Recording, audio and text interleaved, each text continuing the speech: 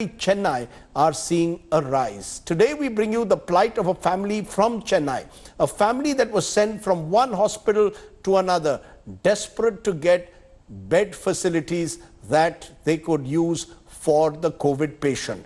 Eventually, their runaround claimed a life. Akshaya Nath with today's Get Real India story.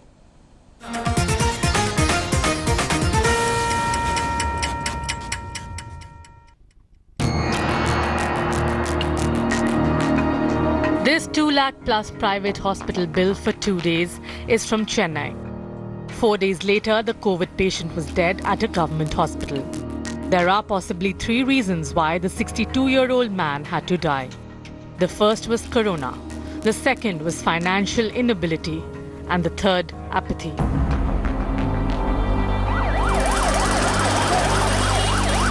On 16th May, the patient was diagnosed as suffering from gastroenteritis and was put on medication for the same.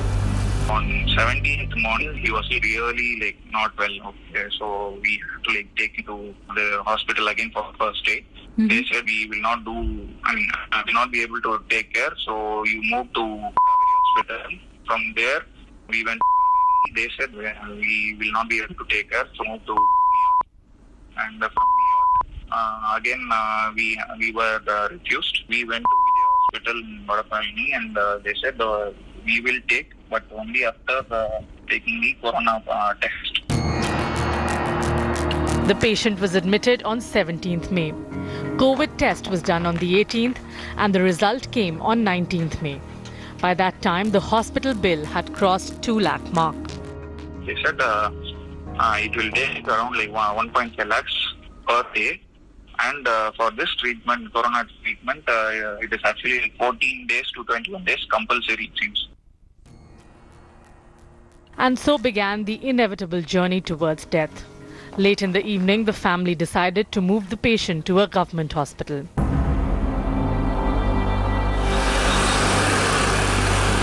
The next few hours were ones filled with confusion and the family being sent from one hospital to the other.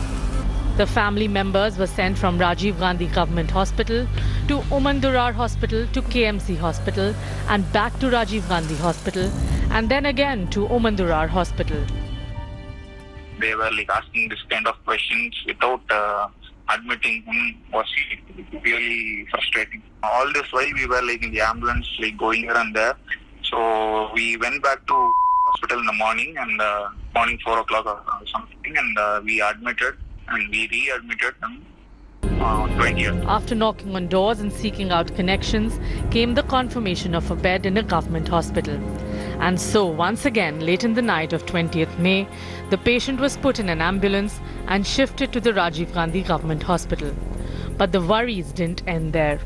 We came back home for the next 2 days, 21 and 22, we did not have status or any message or calls from the hospital.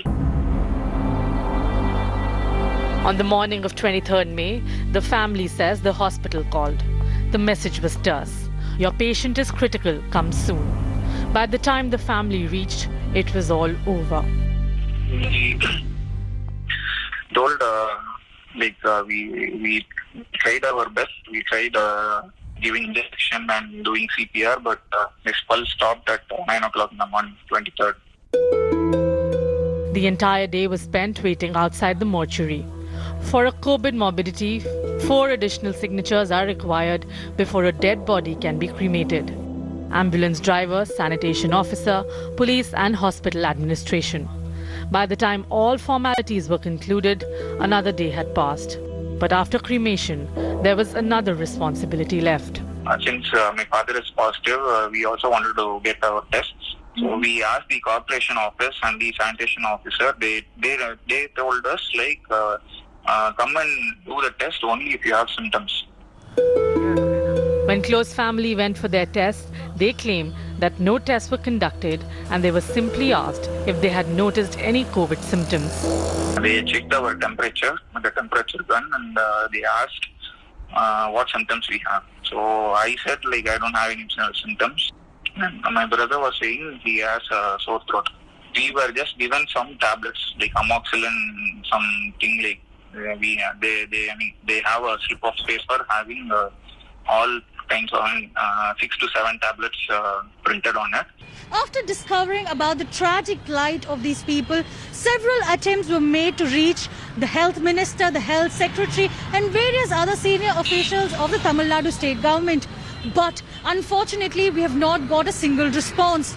As the number of COVID cases increase in the state, there are glaring questions which are coming to light with regard to the treatment, the facilities and the testings which are being conducted. Well, the million-dollar question is, when will the state government break its silence on pertinent issues like these? With camera person Daniel from Chennai, this is Akshay Nath for India Today. Let's try and get the state government to break its silence. Dr. VPB Paramasivam, leader of the AIDMK, joins us. Appreciate your joining us, Mr. Paramasivam.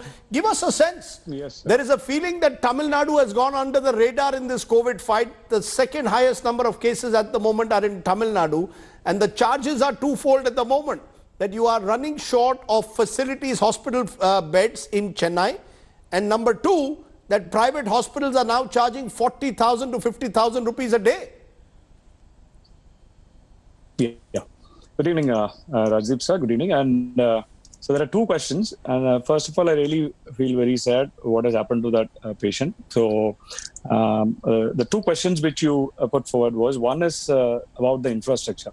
So I would give a brief details what we have, because regarding the infrastructure, as our Honorable Chief Minister has already told, regarding the testing kits, we are having 4 lakh odd tests right now available. And regarding the beds, in Chennai, at least 400 beds are vacant for current day. Today, at least 400 beds are available. So all 24 hospitals are exclusively announced as COVID hospitals. No other cases are treated. Only COVID patients are treated. So this is the highest number in the entire country where a state has exclusive COVID hospitals. That is 24. And regarding the testings, we are the highest in the country. We have 74 testing centers, as you know. And regarding the number of tests taken, Tamil Nadu tops the country. We are almost crossed 5 lakh odd tests. And every day we are not taking not less than 13,000 to 14,000 tests. So these are the facts. And one more important point to be noted is, in spite of taking all this higher number of tests, the death rate remains less than 1. That is, we are 0.8% only. The recovery rate, that still remains high, above 56%. So that shows the infrastructure is adequate. And as far as the ventilator is concerned, will you know, cap? we have already got three. What about capping the the prices so that there is no profiteering which is being done? 40,000 to 50,000 is what he was being charged. That's why he had to move out of the hospital. Exactly. This incident, along with that, 1 or 2 incidents have been brought to the notice of the government. Especially, Honorable Chief Minister has taken a video conferencing, and few collectors have put forward this issue to the Honorable CM. Because, as you know, I said already in the previous interview, he is taken in charge of the entire corona prevention action. So he listens to every collector once and often. Almost 20 VCs are over. So that was brought to the notice, and he has immediately asked the Health Minister and Health Secretary to go for a sitting with the Private Hospital Association. And I think hopefully within a couple of days, the entire corona treatment done by the private hospitals will be capped, or rates will be fixed as quick as possible, hopefully within a couple of days. That is the scenario going here, because the Honorable CM is very much aware of this issue. And I can assure you that these things will be sorted out in a couple of days. Okay, let me leave it there. I appreciate your joining us and at least giving us the state government's perspective to that story. No, but I heard that there is no response. I kindly tell you, it's been 3 months. Every single person, including the Chief Minister, Health Secretary, Health Minister, and all health officials, local body, revenue, police, are all working tireless for almost for 3 months continuously. You should also understand. It's very difficult to get responses from Tamil Nadu authorities, though. I appreciate your coming on the show, but it is not easy to get responses on record from authorities in Tamil Nadu. Let's leave it there. We'll keep tracking Tamil Nadu as we will other states of the country in the COVID fight. Hello everyone, this is Rahul Kamal here. Hope you enjoyed this video. For the latest news and analysis, like and subscribe the India Today YouTube channel, and don't forget to press the bell icon to stay updated.